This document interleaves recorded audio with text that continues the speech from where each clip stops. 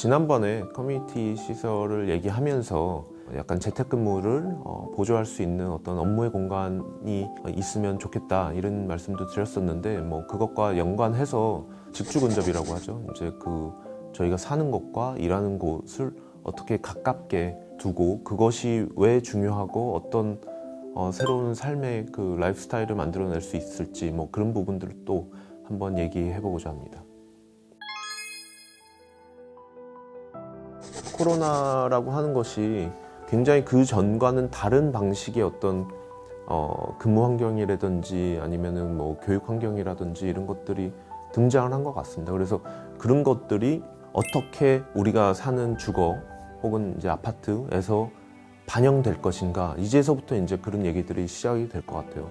팬데믹 생각하고 그때 당시에 이제 뭐 필요했던 어떤 재택의 공간 뭐 이런 걸 생각하면 뭐 그 재택의 공간들을 이제 유닛 안에 넣을 수는 있겠죠. 그런데 어떤 공간들이 필요하다라는 것을 뭐 예측을 해서 규정한다는 거는 결국에 한계가 있을 수밖에 없고, 유연한 유동적인 주거의 공간은 무엇이냐라고 했을 때는 그것은 내년에 와서 사는 사람은 이렇게 하지만 10년, 15년 뒤에 들어와서 사는 사람들은 문화가 달라졌기 때문에 필요한 게 달라졌기 때문에 또 그 사람들은 또 이렇게 레이아웃을 바꾸든 해서 살 수 있게끔 그런 유동적인 공간을 제공하는 게 굉장히 중요한 이슈가 될 겁니다. 예전서부터 그게 굉장히 중요하다라고 얘기했지만 우리나라 사회가 그 정도로 다양하지는 못했었거든요. 그런데 이 삶의 방식이 점점 다양해지고 한 가구에 이제 거주하는 사람들의 숫자도 너무 다양해지기 때문에 이제 굉장히 더 중요해진 부분이 될 거고, 예를 들어서 일본의 이제 알부동산이라는 굉장히 히트친 부동산인데 그 부동산이 중개하는 중개 매물이 다 그렇습니다. 그러니까 일본에 딱 하나밖에 없는 중개 매물을 중개하는 거예요. 그러니까 우리 입장에서 보면은 하나밖에 없는 게 어떻게 그 어떤 주거의 형태가 될 수 있느냐. 왜냐면은 우리는 아파트가 익숙하니까 똑같은 게 위층에도 있어야 되고 밑에 층에도 있어야 되고 뭐 다 있어야 되는데 이건 하나밖에 없는 거거든요. 그럼 그게 팔릴까 하는데 그게 너무 인기가 많은 거예요. 왜냐? 그 유니크함을 원하는 사람만 찾으면 되는 거기 때문에 규정되지 않은 평면들이 많아요. 오픈 플랜인데 그냥 화장실 하나만 저기 가운데 하나 박혀 있는 거죠.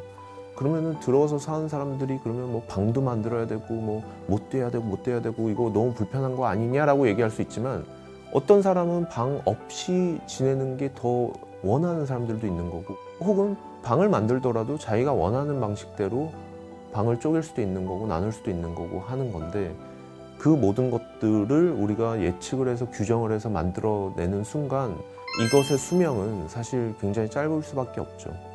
이건 사실 그 건축을 하는 어떤 건축가든 시행사든 이 사람들의 이제 어떤 책임 의식이랑도 상관이 있는데, 예를 들어서 분양만 잘 되면 이제 됐다라고 얘기를 할 수가 있지만 결국에는 저희가 전문가들로서 사회적 책임을 다하려고 하면 그것이 10년, 20년, 30년 뒤에도 이 도시에서 살아 있을 수 있는, 잘 사용될 수 있는 주거 공간으로 만들려고 하면 20년 뒤, 30년 뒤의 이야기들도 담아내야 되는 거죠. 그것이 하나의 브랜드 가치를 만들어내는 것이고, 중요한 거는 아파트 공간이 유연해질 수 있으면 되는 것 같거든요. 지금은 사실 유연하기가 힘들어요. 여러 가지 이제 공법적인 부분이나 이런 거가 있기 때문에 설계를 할 때는 여긴 방이고 여긴 안방이고 여긴 화장실이고 이걸 딱 규정을 해서 설계를 하기 때문에 결국에는 아파트 안에서, 평면 안에서 어떤 기능들이 뭐 추가가 돼야 되느냐, 어떤 뭐 방들이 더 있어야 되느냐 보다는 어떻게 하면은 거기에 들어온 사람이 본인의 그 취향과 라이프 스타일에 맞춰서 좀 더 유연하게 구성을 할 수 있는가, 이게 이제 굉장히 중요한 부분이 되겠죠. 왜 그게 잘 안 됐냐면은 우리나라는 주택 공급이라는 표현을 쓰잖아요.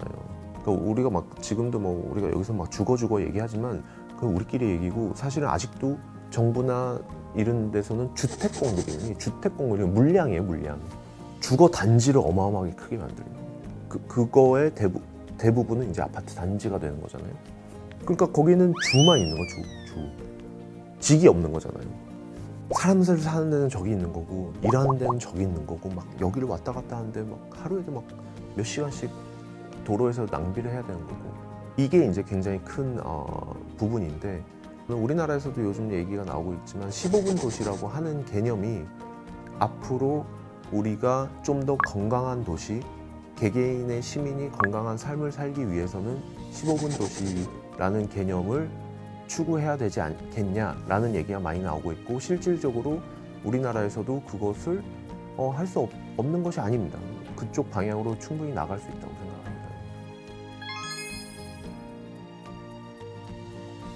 기본적으로 일단 15분 도시라고 하는 게 나의 그 일반적인 생활이잖아요. 직장을 가고 아니면 뭐 학교를 가고 마트를 가고 뭐 아니면 공원 같은 어떤 휴식을 취하고 레저를 가고 이런 것들이 자기가 사는 데에서 이제 15분 거리 안에 액세스가 하도록 하는 게 이제 건강한 삶과 건강한 도시를 만든다라는 개념이 이제 15분 도시입니다.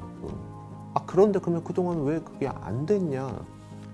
주거라고 하는 게 꼭 그런 큰 아파트 단지뿐만 아니라 작은 규모의 주택들도 충분히 좋은 어떤 그 주거의 형식이고 그것도 하나의 억셉트가 되는 방식이다라고 하면 충분히 15분 도시 만들 수 있죠. 개인적인 생각입니다만 일단 주거 형식 자체가 굉장히 다양해져야 된다고 생각을 해요. 이제는 어떤 15분 도시라고 하는 것들이 굉장히 중요한 개념이고 그것을 더 선호하는 사람들도 있을 테니 그러면은 그런 새로운 형식의 주거들이 이런 공간에 들어갈 수 있고 그렇게 다양해져야 우리가 앞으로 더 다양해질 어떤 그 사회의 요구들을 수용을 할 수가 있을 것이라고 생각하고 그렇게 돼야 우리 도시가 훨씬 더 건강해진다고 생각합니다.